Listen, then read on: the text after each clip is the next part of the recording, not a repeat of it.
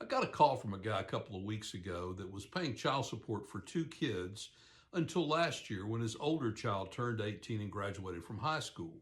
Then he cut his child support in half. He was paying $900 a month, and he figured that logically, one child ages out, it should be cut in half.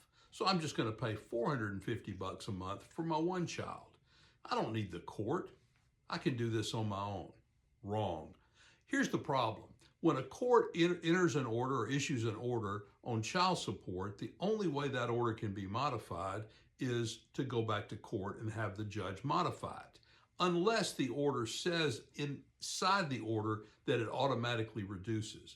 Otherwise, you're stuck paying the full amount until you go back to court and get it cut down. The real problem is you pay a higher percentage for one child than you do for each of two children. In other words, he was paying 30% of his income for two kids, whereas one kid, he should have been paying 21% of his income. When he cut it in half from 30% down to 15, he was paying 6% less than he should have.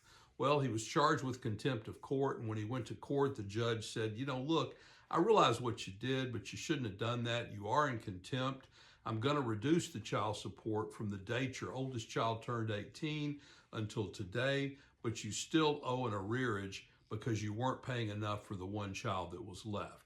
The arrearage was about $1,000. He wrote a check for it, paid it, everything was good. But if he didn't have that money, he might have gone to jail. So be careful. If you have to reduce your child support because one of your kids ages out, it may be better to contact a lawyer, go to court, get it reduced that way.